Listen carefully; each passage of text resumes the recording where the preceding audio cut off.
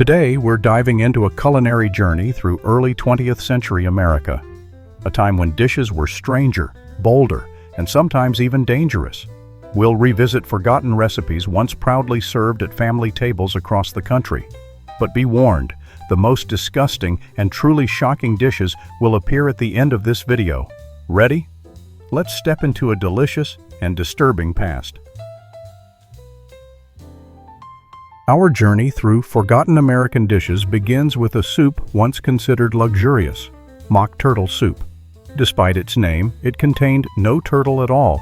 Instead, cooks used calf heads, brains, tongues, and various organ meats, simmering them for hours to mimic the flavor of a pricey European delicacy.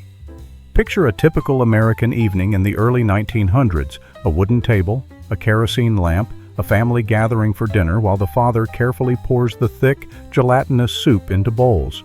Children pretend to enjoy it, though their expressions say otherwise. In the 1920s to 30s, grocery stores displayed entire shelves of mock turtle soup cans, advertised as aristocratic flavor for everyday families. Today, the dish has nearly vanished, and honestly, that's understandable. But back then, it symbolized refinement and prosperity. We step back in time to watch how people cooked, bought, and ate this unusual soup that modern audiences might find, well, at least peculiar.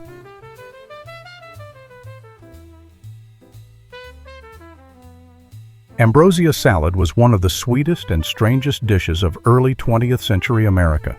Housewives mixed canned pineapple, mandarins, shredded coconut, and marshmallows, topping it with whipped cream.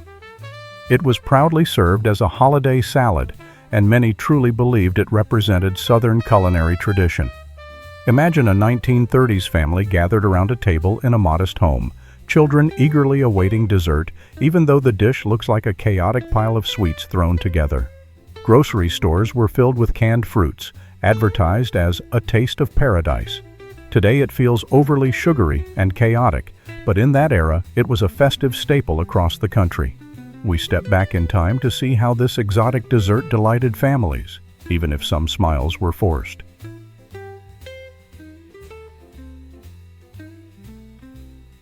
Tomato aspic is one of the strangest and most confusing dishes of the mid-20th century. Who thought tomato juice should become cold, wobbling jelly?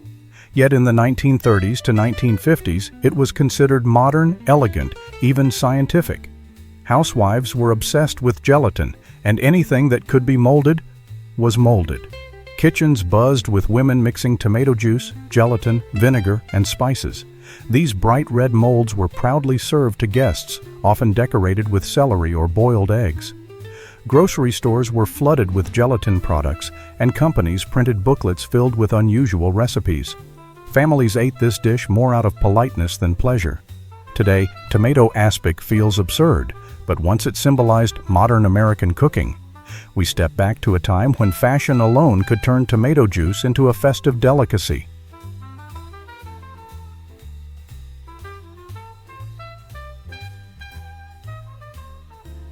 Liver loaf was economical, filling, and undeniably unusual.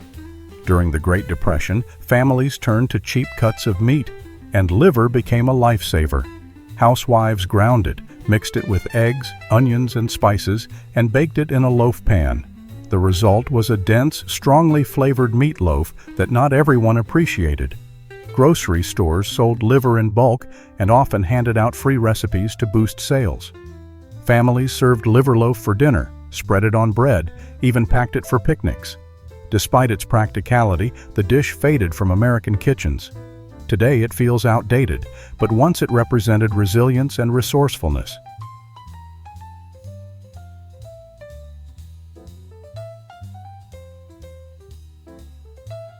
The oyster loaf was a popular early 20th century dish, especially in port cities. A hollowed loaf of bread was stuffed with fried oysters, covered in creamy sauce, and baked. In the 1910s to 1930s, it was trendy, hearty street food. People bought it in markets, packed it for travel, and enjoyed it in bars. As oysters grew expensive, the dish faded into history. Today it survives only in culinary archives, but once it was a symbol of urban dining.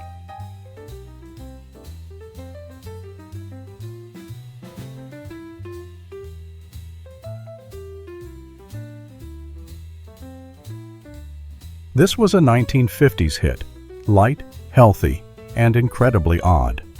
Cottage cheese, gelatin, fruit, sometimes cucumbers and herbs were mixed into a pastel-colored mold. Advertisements promoted it as perfect for a modern figure. Housewives served it at ladies' gatherings and family dinners. Today it seems bizarre, but in the gelatin craze era, it symbolized innovation.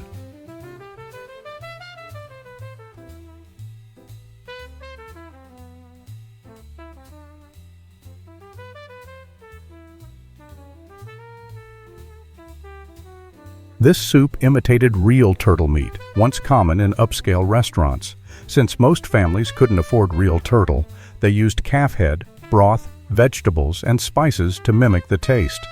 In the early 20th century, it was considered elegant and festive.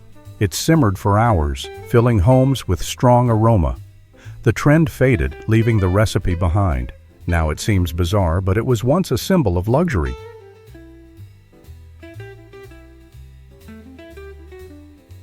Perfection salad was a striking example of the gelatin craze.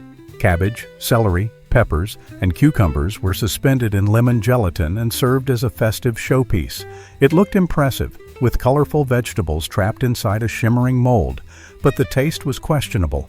From 1900 to the 1930s, it was popular at formal dinners. Today it feels more like a museum artifact than a dish.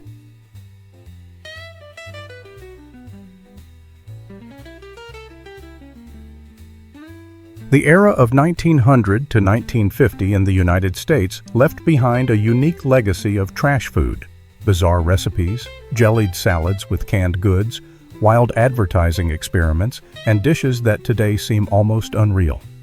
But behind all this eccentricity were very real historical reasons. Food shortages during wartime, the rapid growth of the food industry, a strong belief in science and convenience, and the powerful influence of advertising. These dishes are not just oddities of the past. They help us understand how Americans' tastes, habits, and ideas about food evolved. And although many of these recipes provoke shock or laughter today, they form the foundation of modern mass-market cuisine. So, by exploring the trash food of the early 20th century, we're looking not only at the festive tables of the past, but also at the formation of a food culture that still shapes our world today. Sometimes strange, sometimes controversial, but always a reflection of its time.